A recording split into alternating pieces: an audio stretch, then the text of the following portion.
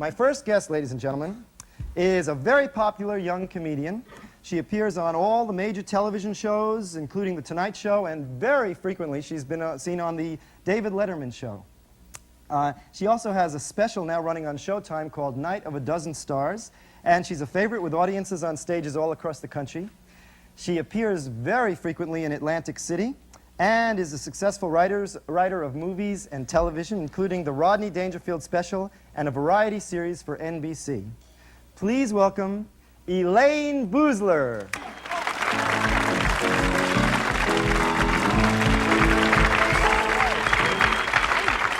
Okay. So how are you? Oh, fine. Uh-huh.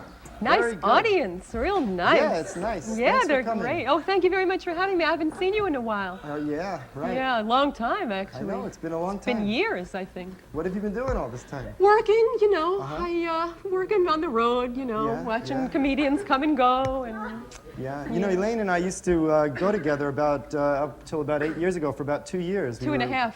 2.5. Right. That half And that year. was when we both lived in New York City. Have you been to New York? I've been there a lot. Yeah. It was fun. I think about those days sometimes when we were really struggling, and then, Yeah. you know, you made it real big way before me, and Thank you. didn't really help me.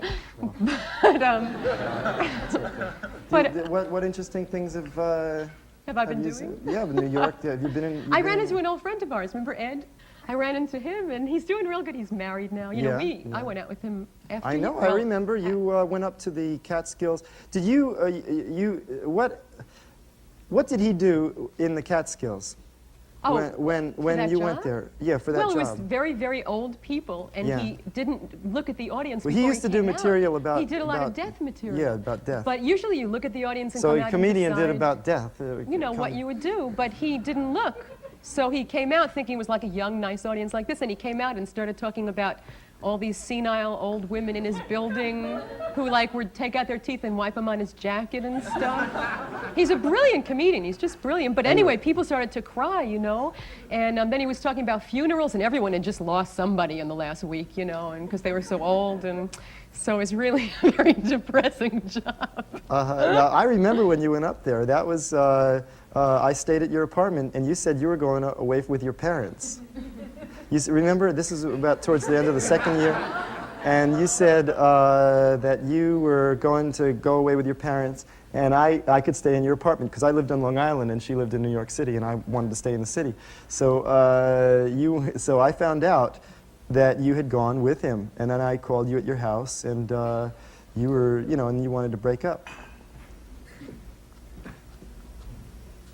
I remember. Well, I think that about that time, I think we both were wanting to break up, right? Well, actually, sometimes I would wake up in the morning and I'd think, I'd like to tell you that we're going to break up. I'd say, well, I've got to tell her tonight we're going to break up. Really? Yeah.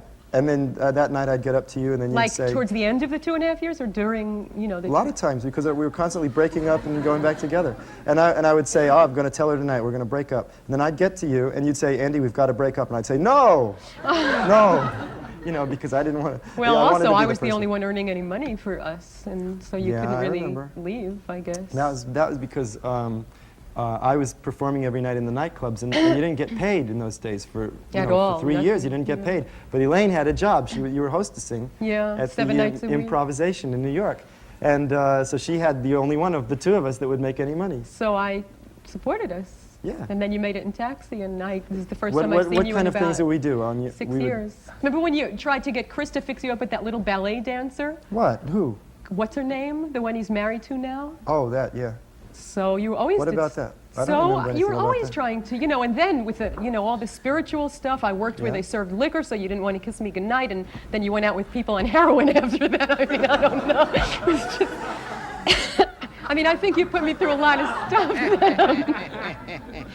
Just a lot of stuff that I think you know, I mean, I'm surprised that you asked me to do the show with you, quite frankly. No, that's because I I've known you never for... told anybody that I went out with you. I know, never, and that's- because I thought that you had made it real big, and I Yeah. didn't want to be one of those women who makes it on some guys. So, you know, I wanted to really be You didn't have to worry about independent that, but I asked you to do the show because I figure you're an old friend. I mean, we went out Really? for 2.5 years, and it's been 10 years that we've known each other. Right, And I 10 thought we're years. still friends. We are friends. And we can work together. Yeah, I think so. It's you know, the show has no budget or anything. I understand that. But Yeah. what about like Well, you're still Taxi gonna with get all paid. that budget, and you never asked me to do anything on that? I don't have any power over there. I'm not. I only Well, am not an now, actor. I'm I just guess, hired as an actor you on know. this show. I know. I don't have any. I can't tell them who to hire. Well, I just. As a the matter of reason- fact, I wrote a letter to the producers before it went on the air. And I recommended you for the part.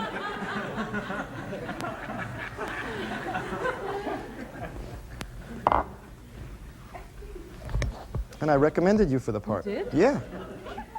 I don't know. I just, you know. Well, okay. I think we're gonna have to cut to commercial now. So we'll see you we'll be right back. Okay. All clear. that I hated that. I can't believe I that's hated the it too. direction Why it didn't went you in. prepare more? Because. I'm trying to ask you lead-in questions so that you could. Well, I didn't. The first thing you say when I come in is that you went out with me. I mean, I'm not expecting that. I hated it, and then this. I mean, you know. Well, I was asking you. I have a list of questions that you gave me the other day. I was Yeah, gonna, so we were you going to didn't talk even about lead the into bums in them. New York City. Yeah. I said, so where what have you were been the doing? bums in New York City? You didn't I even start bring talking up about New York City, and you start talking about the other guy in the Catskills. You and brought then up the Catskills 16 I have shrinks. times. I have shrinks Why written did you down. say shrinks? I can't sit here and interview myself too. I mean, it's too. No, but you've you're been- supposed to wait for my lead-in questions. So why didn't you ask me anything? I was trying to, and you was got out of it. horrible. This was so terrible. No, it wasn't. I can't believe it, and I really don't believe that you don't remember reading I the don't think comics it's as to good as me. it could have been. I don't think it was good at all. Because you had all this pressure on you. You think that you were supposed to go someplace and start a fight or something, start some kind of an argument. Why did you have to bring up the minute I came out here that we used to go out? Because I was going to do that later on. I thought it would be appropriate to do well, it in the beginning. It was terrible. Well, I think it was terrible. It wasn't terrible. I just don't think it was as good as it well, could have I think been. it was terrible. Yeah, well, that's because you're so stubborn and hard-headed about the whole thing.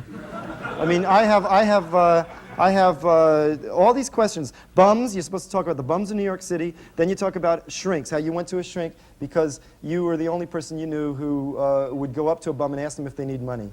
And then you talk about why you don't talk about shrinks.